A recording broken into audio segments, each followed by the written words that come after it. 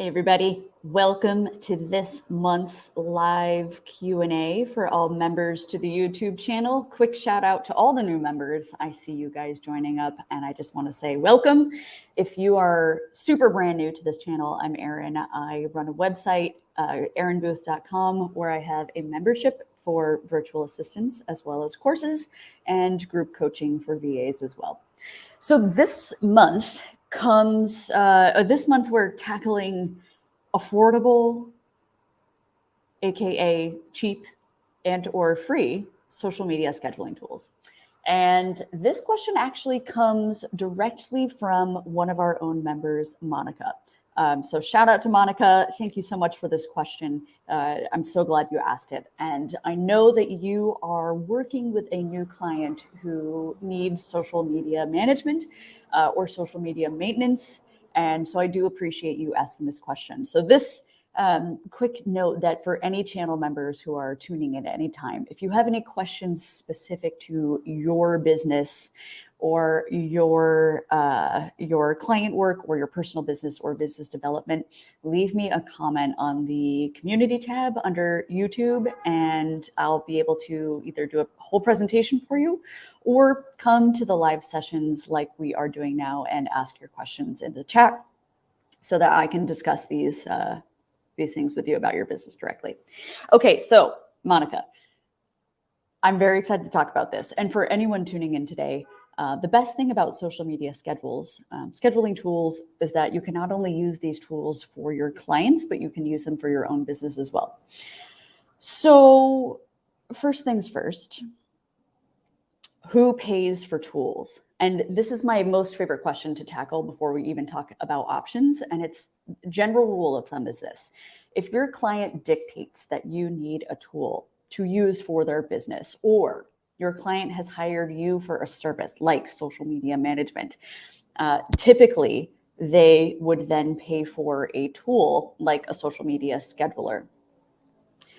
As such, the inverse is also true. If you are using a tool for your personal business or you're using it more for your personal use, you pay for the tool. Now, there usually is some overlap, and I'll give you an example. I use Canva quite frequently for my various clients, but none of my clients dictated that I use that tool. So since I use Canva for my own business, my personal use, and several of my clients, I pay for Canva Pro out of my own pocket. I just consider that a cost of doing business. However, anytime I've managed social media accounts for people, I had a client who was big brand account. I was doing all their social media across multiple channels. And I suggested to them that we use Hootsuite. It is a very robust, but also very expensive tool. And for their business, it made the most sense. So I asked that they pay for that tool. Hey, Monica. Yeah, I'm super excited to get into this. So I have a bunch of tools to discuss with you. So if you're just tuning in, you can see here on the slide, basically, if your client, Monica, is dictating that you have some sort of scheduling tool, typically they would pay for it. But if this is a tool that you're like, I could really use this tool for myself and for multiple clients, typically you would pay for the tool. But for the most part, a client needs a specific tool, client's going to pay for it. So you get their credit card details and hey, Alyssa, and you use their credit card to pay for the service itself. Okay, so Monica, I gotcha. Just in case you are paying for this tool out of pocket, and you can tell me if you are or are not, I have a couple affordable but really good tools that you can use for your social media for clients or for personal use. So the first one is Plan. This one is fairly new. It's out of Australia. It's one of the cheaper services online nowadays at $12 a month for one brand. And what they mean by one brand is essentially one client. So you can think of it is in terms of if you have one client who wants you to manage their social media, that's the brand.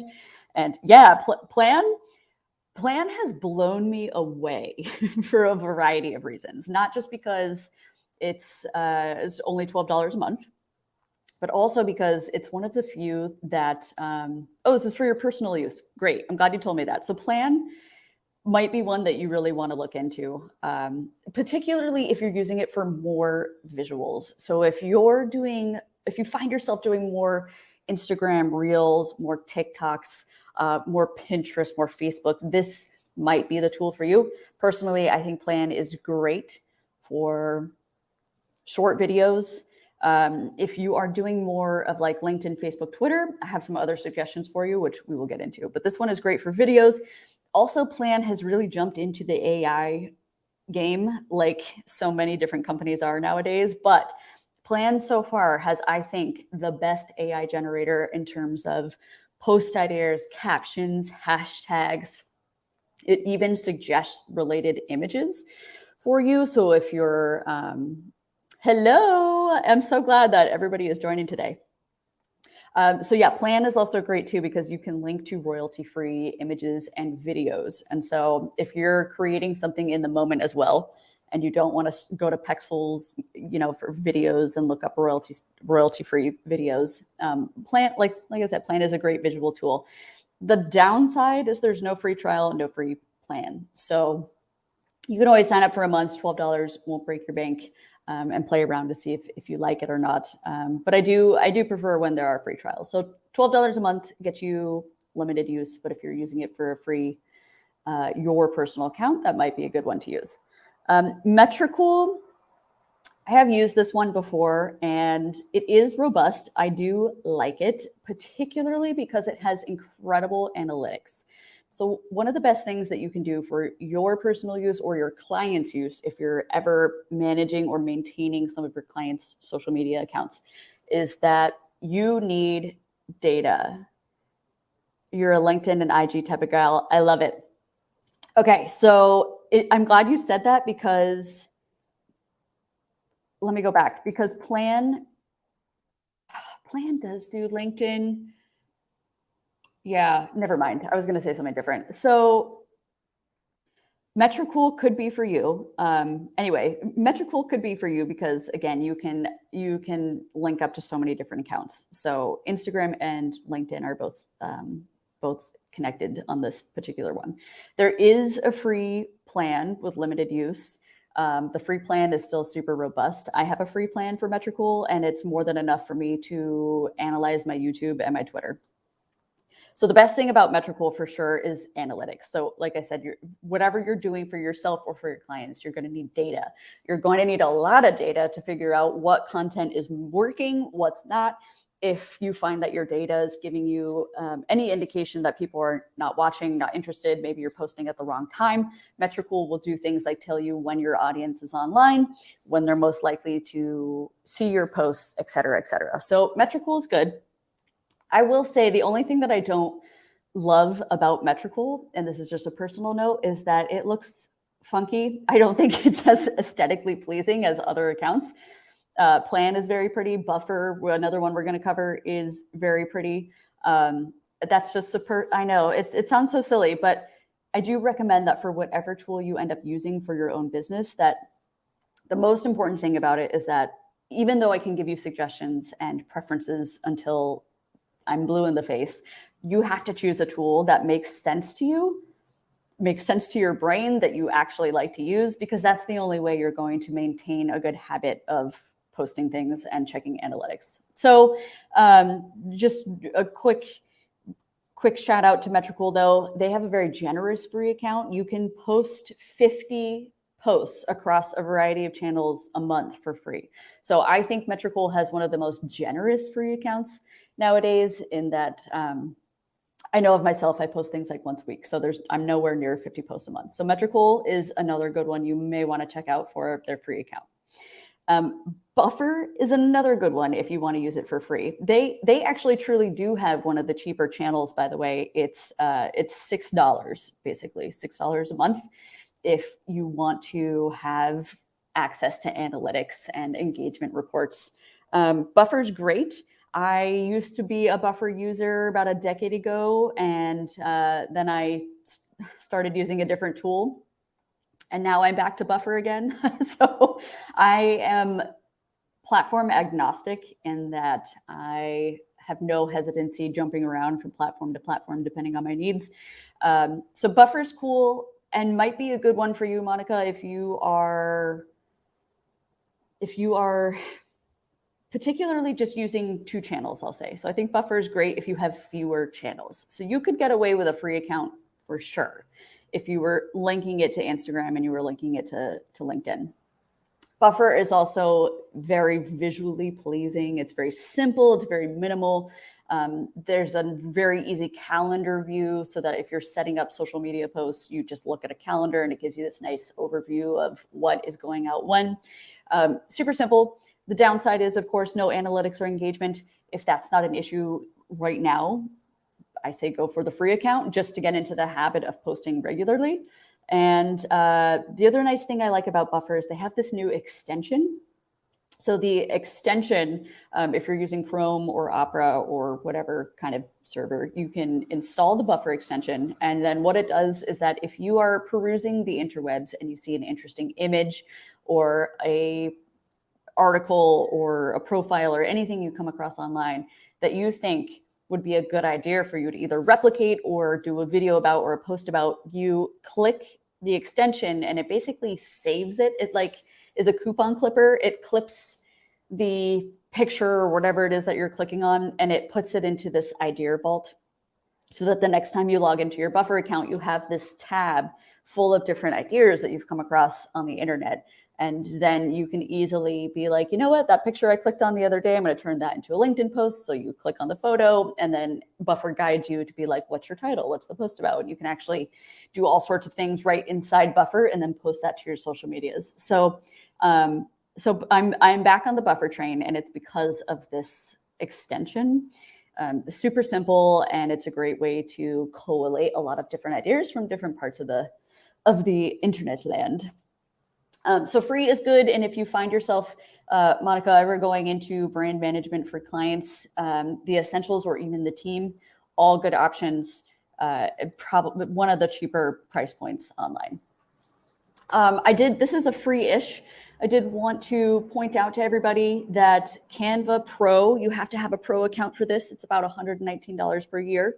But if you are already using Canva every day for your business, you can actually post your visuals right to your social media channels without actually ever leaving Canva. So the nice thing about this is that when you go for any design that you've made, when you go up to share, there's an option to share right to your social accounts, including videos to Instagram, stories, posts, reels, TikTok. So that might be an option you want to look into as well.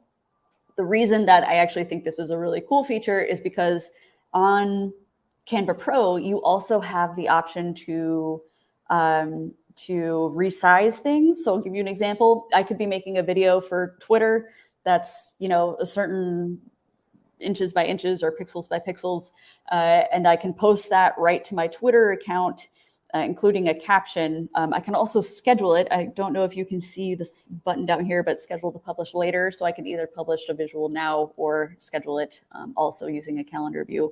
And then I can take that same video, and on the Canva homepage, I just click resize and I resize it into a different format. So I could all of a sudden just resize it in seconds, one click later, and I've resized it for an Instagram story.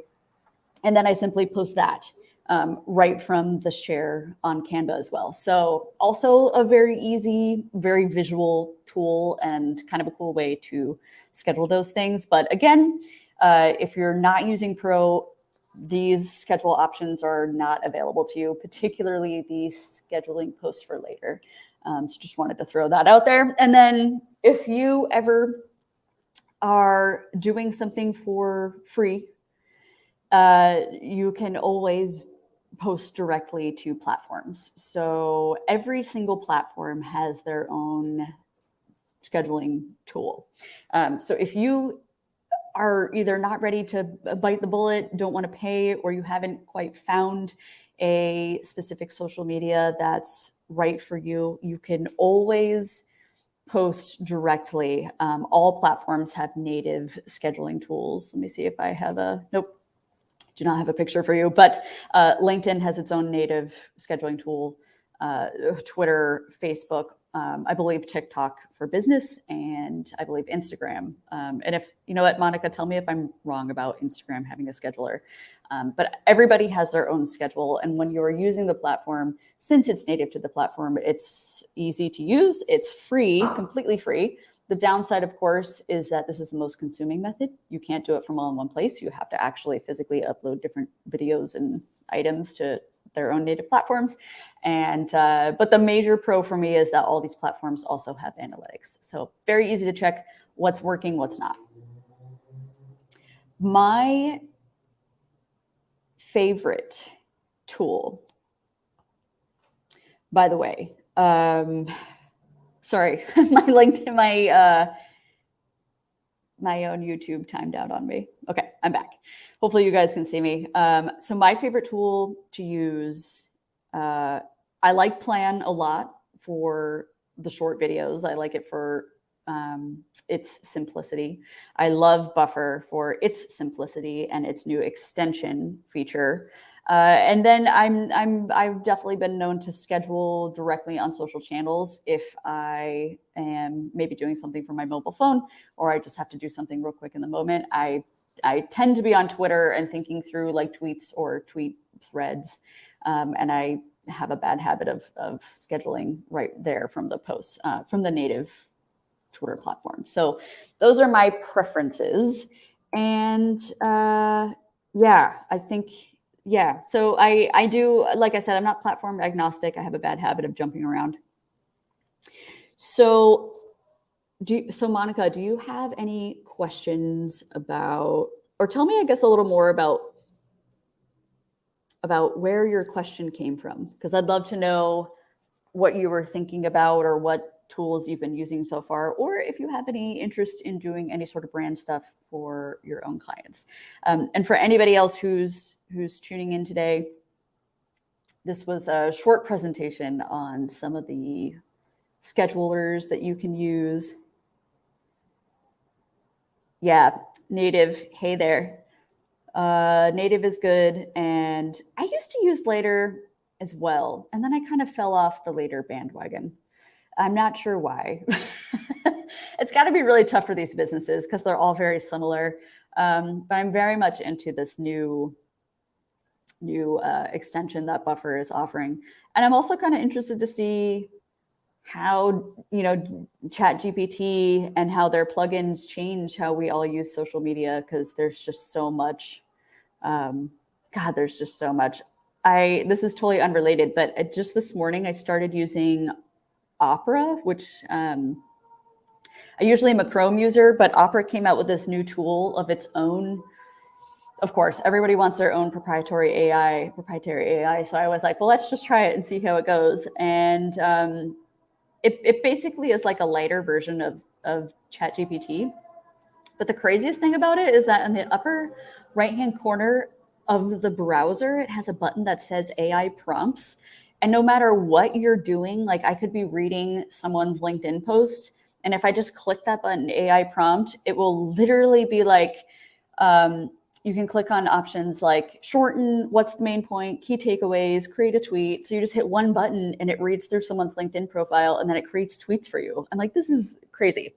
In some cases, I feel like I'm not even using my own brain anymore, which is even sadder. Okay, I'm struggling with managing my social media. Okay, this is a very typical issue. And I just want you to know that you are human and normal and in good company.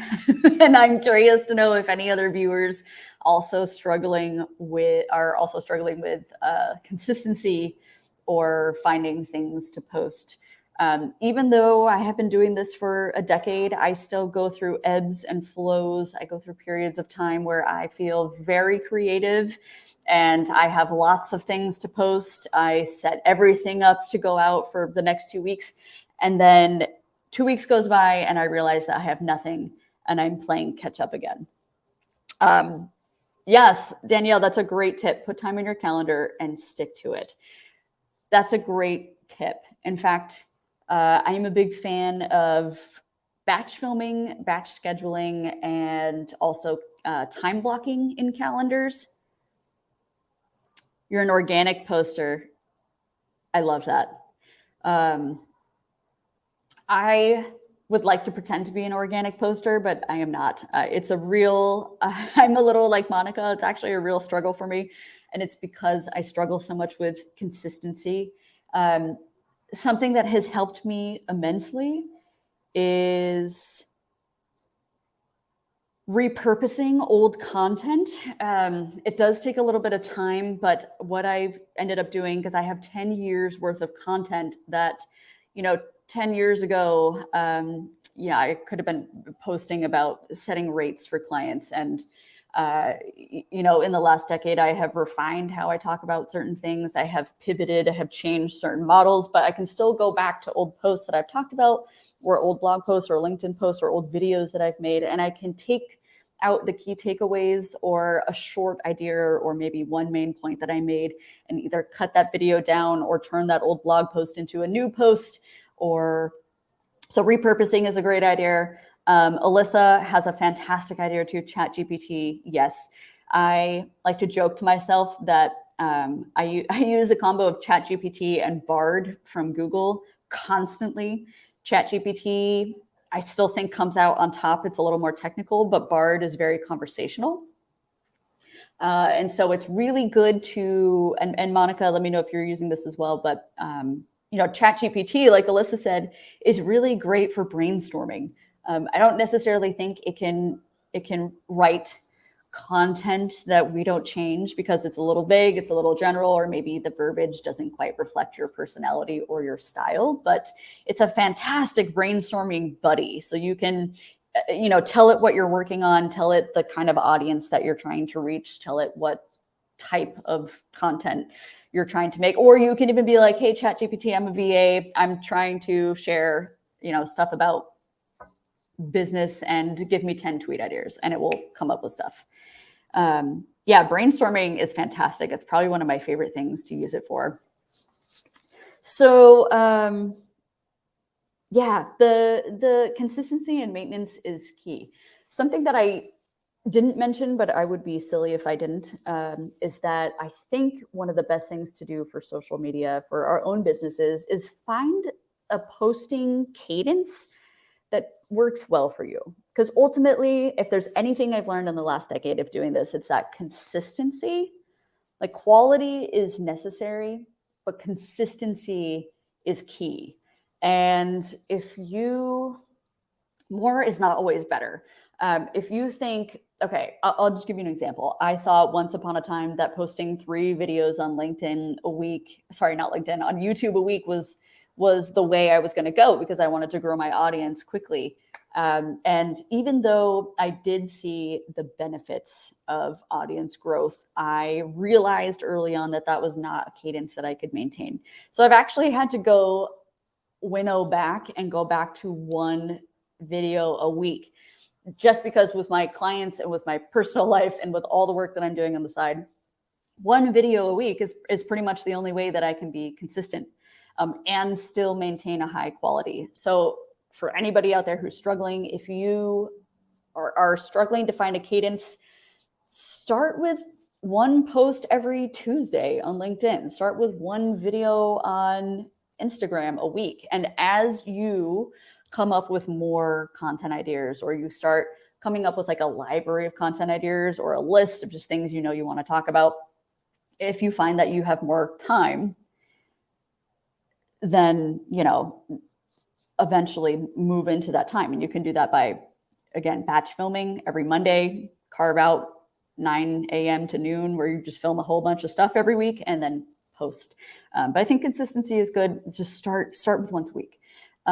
If you want to winnow back even more, this is particularly true for LinkedIn. If you are finding that you are really struggling to get into the habit of posting, don't even worry initially about posting your own content. You can go onto LinkedIn and you can share, like literally you can repost other people's pictures or videos or LinkedIn pieces. Like you can share what they're sharing, and it still builds up this activity feed and this library of things that show what you're interested in. So you can think of yourself as a content curator on LinkedIn, and literally just share other people's stuff, but just to get you in the habit of making a consistent habit about sharing things. That's also a great way to start getting into social media stuff.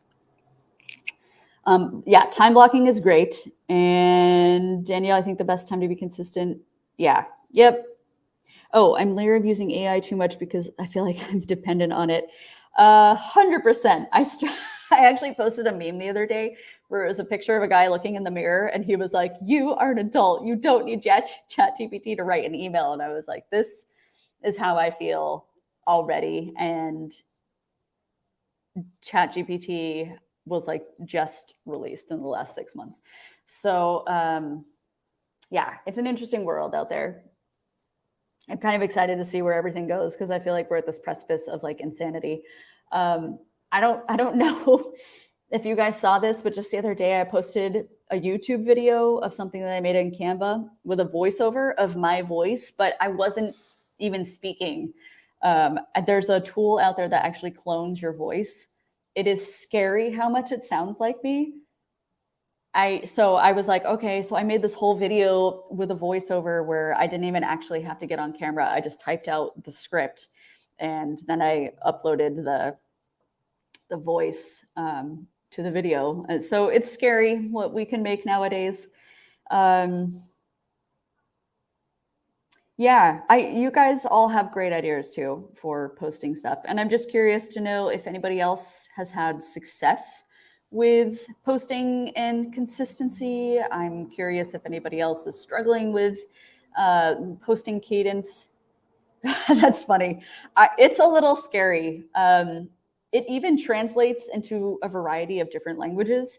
So I was considering using that voice cloning tool to write out scripts in different languages for some of my courses, which is a really scary idea. I had somebody ask me there was a native French speaker who took one of my courses once, and he asked for a refund because his English wasn't good enough to understand the pace of the video. So no problem. I gave him a refund, but I was like, I could actually make my videos into French and it would sound like me. Content calendars. Yes, I agree. Actually, Alyssa, I'm curious, do you have a preferred content calendar that you like to use? Do you make your own? Do you put it in like your Gmail calendar? Do you use a calendar tool on something like Buffer? I'm just curious to know what you're using. Paper. Yeah, sometimes I'm a paper person, especially for to-dos. It's just easier for me to jot things down. I find, like, in terms of content calendars, I find that I function the best if I'm putting everything on my Gmail calendar. Okay. Oh, Google Sheets. Oh, that's never occurred to me to do a calendar like that in Google Sheets. I love that. It's so easy because it's just one. I love that.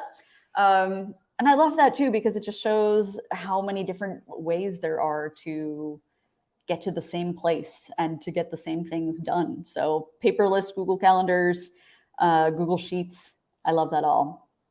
I also find that even though tools like Buffer, like Hootsuite, like Plan all have their own native calendars where you can actually see your content, although it's helpful, I just can't function unless it's in my Gmail calendar. So I really have to see everything in front of my face, like client work, my personal stuff. I even schedule times for walks because if I'm not scheduling stuff, I won't do it. I really live and die by my calendar.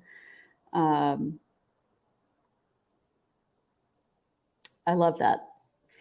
Yeah, I'm actually very excited too, since Google is going to be unrolling different AI for Google Sheets and Google Docs. I'm kind of excited to see where all this goes. But I agree.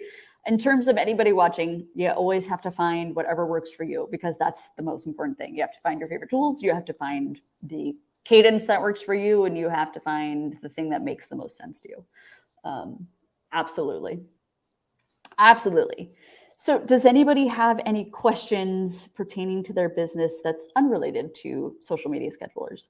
And or if there's anything that you would like to cover more in depth next month, we totally can. I'm trying to think. So in my virtual assistant membership that's on my site, we are doing a group coaching tomorrow, and we are tackling rates. We are tackling how to handle when clients think your rate is too high. We are tackling how to approach clients when you are pitching them and why pitches are unique to virtual assistants. So if there's anything on your mind about your own business, I would love to do a more in-depth thing, or I can choose a topic for all of us to go into next month as well. Oh my God, Monica, you're a tester for Google AI. How did you get that? Tell us all, because that sounds really fun and also sounds really interesting in terms of like early adoption. Very cool. Yeah, I'm very excited for AI. I actually had somebody email me. It was a very interesting email. It was an unfortunate email because she somehow got on this conspiracy YouTube channel, and they were talking about how AI was like basically going to take over the world and kill us all. Like it was that extreme. And I was like, oh my gosh. So she sent me an email being like, AI is the devil and you have to watch out and blah, blah, blah. I ultimately did not respond because I was like, I don't even know how to have a conversation. My thoughts are AI is not the devil. It's not going to kill us. And also at this point, I'm like, it's not even gonna take over our jobs as we know them, but another VA who is using AI might. So I'm like, I definitely am all for using the AI, using it to brainstorm, using it to get faster and more efficient in certain things. Anyway, I just thought that was interesting. It was an unexpected email that I got from somebody. God, Monica, that's so cool. I love that you were invited to be a tester. Let us know how it goes, because I'm super interested and super curious to hear how your first impressions of Google AI. Yeah, Alyssa, I couldn't agree with you more. I really do think that the job market will change. I think things will change very fast. And I think that if we are not using AI, like I said, another virtual assistant who's a little more adept, a little more comfortable with it, will have no problem, being the better, faster person who turns around faster work, or just for your own personal benefit. I think AI is great. And I personally am all here for our robot overlords. Can we talk about how many times to follow up with a client about sending work after they've signed a contract? Okay, wait, I'm going to reread that again. Can we talk about how many times to follow up with a client about sending work after they've signed a contract? Okay, congratulations. I am so glad that they signed with you. This is not atypical. So I have some thoughts on this. Question number one for you is, are you working on an hourly rate, or have you guys negotiated a flat fee, meaning they pay some sort of retainer? This could be a retainer upfront where you get money ahead of time, or it could be a retainer in arrears, meaning you do the work and then at the end of the month, you get the flat fee. I'm just curious because this does make a difference in how I'm going to answer this question. But while I wait for you to type your response in, okay, an hourly rate. Okay, so I totally understand the frustration then, because they've signed a contract with you and they're not using you. Yes, I've actually been in your shoes before, many, many years ago. Typically, what I find happens is that when you send, let's say 3 emails is my golden rule, really for anything. First is a check-in, the second is a nudge to make sure that they didn't miss the first email, and then the third time is kind of this final, like, I'm here, what do you need? Let's get this ball rolling. However, I think that there are clients who are either so busy that they don't have time to respond and then they forget, or there are clients that are so overwhelmed that they're actually paralyzed by the unknown. So they're not quite sure how to get started with you. and it becomes an issue where they just disappear. We don't want either of those things to happen. So my suggestion for you is, first and foremost, to try to schedule a phone call with them. If you have access to their calendar, I highly recommend that you look at their calendar and you decide on the time and the date, and you put your chat into their calendar. Then you can send them an email that says, hey, I really want to make sure that you are utilizing me best for your business. So I've scheduled time for you and I to connect next Tuesday at 9 a.m. And we're going to talk through some problems that you're facing now, or your biggest priorities, your biggest to-dos, etc. So I think the easiest way to preface that is just get on their calendar. Don't ask them. Take control and do it. And then on the phone, I find that people have, on the phone or a video chat, people, particularly clients who are hesitant to delegate or maybe don't understand how, or heaven forbid, they're that type of person that thinks, well, I can just do this faster. I have those clients as well. It's best to talk to them, because getting them talking, usually they'll say something conversationally like, oh, well, I'm working on this, or, I do have to make this appointment, but I can do it myself. And on the phone, that's when you can be like, you know what, this is a great opportunity for me to take this off of your plate. So I will do it for you. And so I find that something like that can really get the ball rolling. The second thing you can do, if they don't want to get on a call with you, or, for some reason they're like, don't schedule this, we're not talking, which I think is rare if you just put yourself on their calendar. But the second thing you can do is, and I'll link this to the YouTube community group thing, so only the group can see it. I have an ebook, a delegation ebook, that push come to shoves. It's an unbranded ebook that I made. I give it to people so that they can say it's their own. But if you have a client who's just like really unsure about what to delegate to you or how to do it, it's this very short ebook that goes through a couple simple systems of like, here are the 10 most frequent tasks people delegate, or like travel, here's how it works, here's how to delegate it, or calendar management, here's how to delegate it, here's how to get started. So you can send them the ebook. So again, I'll link to that so you guys can all download it, use it if you want. But Monica, you can send it to them. I find typically that if the person is too busy to read and respond to your email, they probably will not be the type of person to take the time to really like delve into the ebook. So I truly think that your phone call or your video call is going to be your first step to make sure that you guys are talking about how to use you. The second thing I would encourage you to do is, as you start to do more tasks for them, is really, really, really consider moving away from hourly rates and into flat fees. And that is because, as you're seeing, when a client does not utilize you, you don't get paid. And so the responsibility falls on your shoulders, where you constantly have to be like, do you have work for me? Do you have more work for me? I finished with this project. What's coming down the pipeline? And it becomes this kind of uncomfortable relationship where you're almost like constantly asking for work. Whereas if you say to your client, in a month or two, hey, I'm changing my fee structure. So, my hourly rate is $30 an hour. You average 4 or 5 hours a week. So that moves your flat fee to X number of dollars per month. So moving to a flat fee can really help you maintain some consistency in your income. And it's really then on your clients' responsibility to delegate work to you. And, if they're not giving you work consistently, they still pay you. Think of it like a gym membership. If you don't go to the gym every day, you still owe the gym your monthly membership. They don't care if you use the gym 1 hour or 400 hours.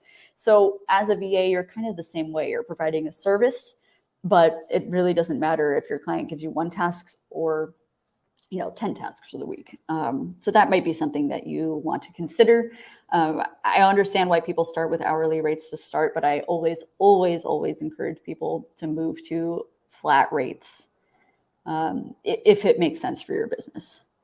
And then Danielle says you can record a video and give them some guidance. That's a great idea too. I love that. And Danielle, if you've done that before, that's a fantastic idea. Sending videos. Yeah, that's a great idea. I've actually never done that before for clients who are hesitant to delegate. So I like that quite a bit. I've done it before for showing people how to do certain tasks or workflows, but I've never done it to make suggestions. So I like that quite a bit. Very good suggestion. And if anybody else has suggestions for how they get their clients more comfortable with delegation or more comfortable with assigning certain tasks, I would love to hear it too. That's fantastic. Yeah, for sure. I like that. I like that. I'm imagining I have a, hey, Tina, does it make sense to start with packages? I really think that it does make sense. I really think so. Hourly rates are hard. They're just hard. They're hard because it sounds like a win-win, but at the end of the day, it's kind of a lose for VAs, because the faster and more efficient you get at work, you get penalized. You make less money for being faster or having better deliverables. So whereas a flat fee or a package rate, if you're getting faster at creating graphics, let's just say for an example, if you started by, when you first started as a new VA, maybe it took you an hour to make a graphic and now it takes you 20 minutes. If you're making a flat fee or have a prepackaged, rate, then it makes sense that you would get paid for your expertise and your deliverables and not how fast you're doing something. And then I'm interested too. There's so many different ways to talk about rates as virtual assistants. There are, suggestions for moving clients from hourly to flat. So this is one of my favorite things to do.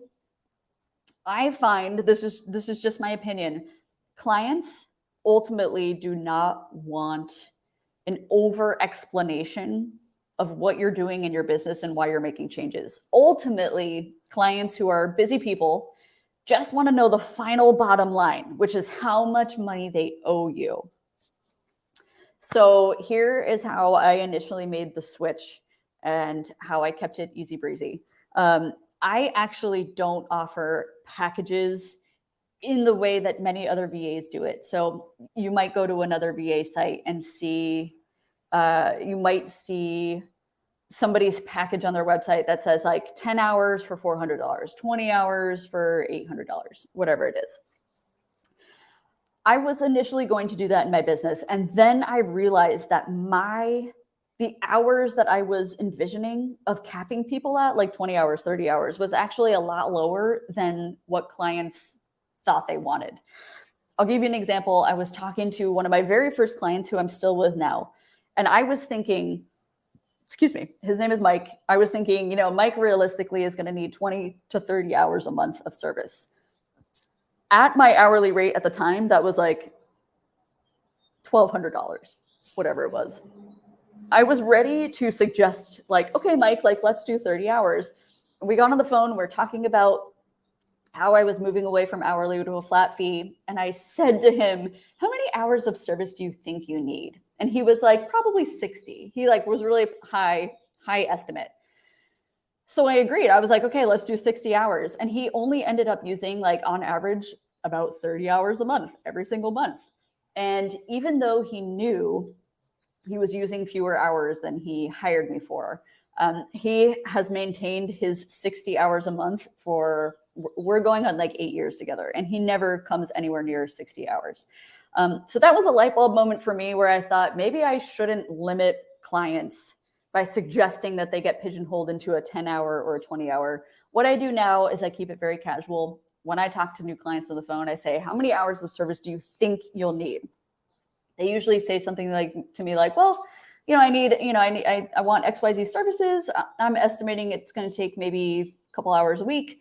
So I'll say, for the first month, I'm like, let's agree on, you think you need 10 hours a month. Let's agree on that. What I do is I track time. I don't charge hourly. I still charge them a flat fee, but I track the time for the first 4 weeks to see if they're really using 10 hours. If they are constantly going over the time limit and they're using more than 10 hours a month, then I suggest we bump it up. I always suggest a buffer. So I'll be like, you actually need 15 hours a month. I always buffer in time for myself in case they have a busier week than usual. But yeah, I like to track the first 4 weeks. Usually clients, usually their work I find is less than the time that they think they need. But anyway, when you are telling a client that you're moving from hourly to a package rate, it's not, you're not explaining to them why it's better for your business or why it's better for their business. It usually is just an email that says, hey, so-and-so, I just wanted to let you know that I'm moving away from an hourly structure. You know, for the last 2 months of our service together, you've averaged 8 months or 8 hours a month of service. And moving forward, all you're going to do is multiply those hours by your hourly rate. So you're going to say, moving forward, you're going to pay me once a month, and that flat fee is $400 or whatever it is, whatever you've multiplied by. And you're like, that's it. I just every month I'm going to send you an invoice for that flat fee. Continue to send me your requests as usual. So it's just a simple email. I never had anyone ask for clarification, and I never had anyone push back from moving away from an hourly structure. I personally don't think people are scared from moving from one structure to the other. So just keep it simple and just make sure you're bolding, like, from this effective date, your new flat fee will be X amount of dollars, and like nothing else changes. Continue to send me tasks as you normally do. So that is just my opinion. And how do you know if it's a scam or not? That is a great question, Uni. Okay, so there are a couple typical red flags. I will say scammers nowadays are getting quite smart. I like to think of myself as a pretty savvy person, and even I was almost duped a couple months ago by somebody who spoofed a company so well that I was like, for sure, this is a real client. But there are a couple things you can do. First, if you get an email from a person or an opportunity from a person, first red flags you want to look out for is the rate that they're offering you stupid high. Like, I used to get email notifications all the time from people being like, I need a virtual assistant and I will pay you $200 an hour. And you're like, A, that's not real. And B, no client is ever going to say to you, I'm going to pay you a lot of money. A real person is going to be like, how much do you charge? Let's talk about your rates. So no one's just going to outright offer you money. No one is going to offer things to you. Like, sometimes scams will be like, I'm going to send you a laptop. We're freelancers. Nobody is sending us equipment. They're not sending you phones. They're not sending you laptops. If somebody wants to hire you without talking to you, that's a huge red flag. So if you get a job offer where they're like, I want to hire you, can you start tomorrow? That doesn't happen. Clients are just people. Like, they want to know that you're a good fit for their business and vice versa. So if somebody's offering you a job without the interview or at least chatting with you about your services, that's probably not real. Another red flag is if they're trying to interview you over GChat, like not actually talk to you. Huge red flag. That's not a normal thing. Most clients, again, are just people who would like to have a phone call or video call with you. Another red flag is if they have zero information about them online. So typically when somebody reaches out to you, or if you think there's an opportunity that you're interested in, copy and paste that person's name, copy and paste that person's email, go to Google search for them. If they don't have anything associated with their email or their name, that's typically a red flag. I find that most legitimate clients or business owners have either a website or a LinkedIn page or social media accounts or something that can prove to you that they have an established business or at least are a real person. So no social presence, no presence online, another huge red flag. Trying to think of some other scams off the top of my head. Uni, I'm curious too if you have come across a scam, or is there a certain situation right now? that you are wondering if it's a scam. If you have any info, maybe we can all put our heads together and figure this out for you. I'll say another scam. Anybody who asks for your bank details without talking to you, that's a huge scam. Even if a client says, you're emailing and this person's like, you're hired and I need your bank account to pay you direct deposit. That's too soon. Real clients might ask for your bank details, but you need to make sure that you're talking to this person first, that you see them on a video chat, that you've confirmed that the business is real, that they've signed a contract. But if anybody is asking for bank details, if anybody's asking for personal information, passport details, if you're in the US for your social security number, that's not real. None of that's real. Or certainly if somebody says, there's that oldie but goodie scam, I'm going to send you your first paycheck by check and I'm going to pay you more money than you're worth and you're going to give me a small refund. Don't do that. None of that is real. So Uni, if you're dealing with a scam right now, or you think you are, let me know. But for the most part, I find that if you are doing your due diligence, if you are making connections, let's say on LinkedIn or Twitter or Facebook, and you're chatting with people organically, and you're like, I looked at your profile, you have a very interesting business, I'm a VA. If you're just talking organically, a lot of these connections and conversations tend to lead to client opportunities. They take some time and some nurturing, but these organic conversations tend to lead to real clients and not scams. So I typically find that I'll say LinkedIn, not all of them, but many LinkedIn opportunities I get typically are scams. And it's, again, usually they follow certain red flags. The pay scale is way too high, or they don't want to talk to me. They just want to offer me something that's, think about yourself in these situations. If you were hiring somebody, would you ever offer a higher rate, or would you ever hire your own VA without talking to somebody? Not a chance. So the fact that somebody is doing that to you is slim to none, not real, unfortunately. I have talked your guys' ears off for an hour. I'll save the last few minutes for any final questions, anything on your mind, and most importantly, topic for next month. It sounds like we could maybe do some more talking about rates. Would anyone be interested in talking about negotiation tactics? So this is not quite just straight up rates. This is not quite like my rate's 30 an hour. This is more of a conversation of, let's say you give a client your rate and they're like, ooh, that's too high. So this next Q&A could be strategies for how to be like, how to come to an agreement, how to negotiate so that you're still getting your full rate, but the client also feels comfortable. Okay, wait. Okay, yes. Okay, so negotiation and portfolio if you're niching down. Okay. Oh, Danielle, if you can give me a little more details about precisely what you mean about your portfolio for niching down, that would be great. I would love to talk about negotiation tactics. So I'll make a note that we can focus on that next month. And then Uni, you got a Facebook group, ask me for my number, send that code to them. No, that is a scam. Don't do that. Don't do that. I'm so glad you asked. Do not do that. Anytime you get a code, let's say like a Google code or some kind of code, on the text message, it will usually say like, don't share this code with anyone. And they truly mean that. So do not give that person a code because they do not need to register you with the company. That's not how that works. I'm very sorry to say that is a scam.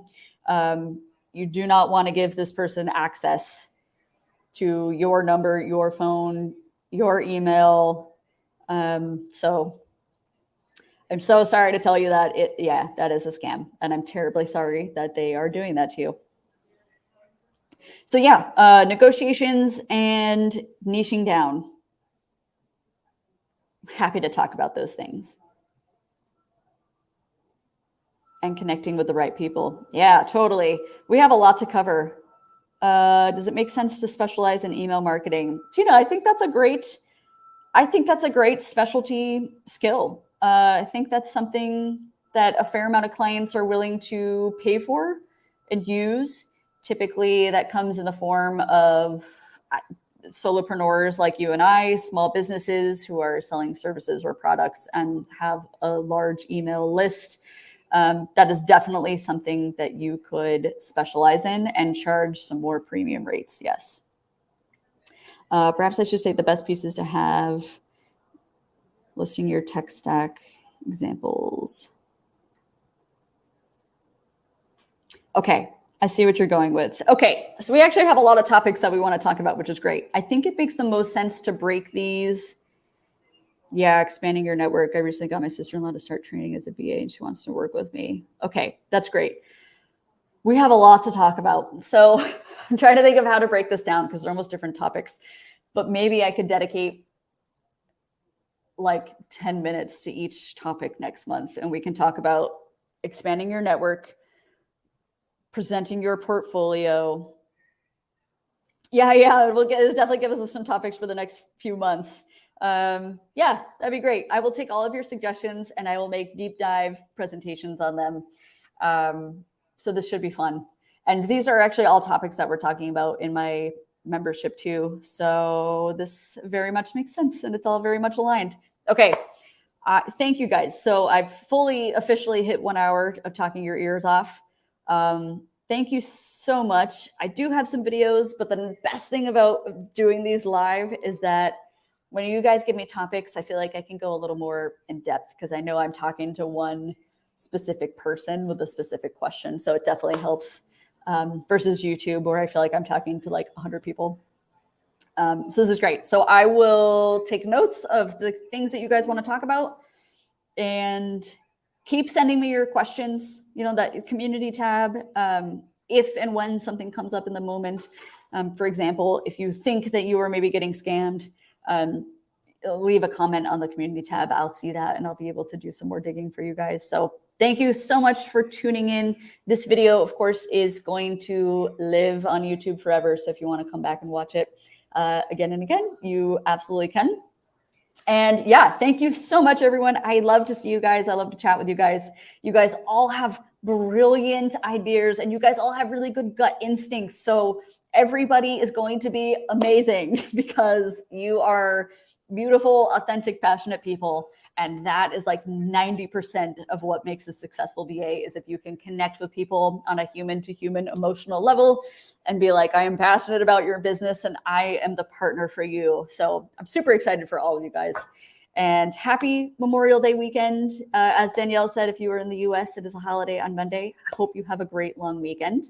Okay. Hey, Natanya.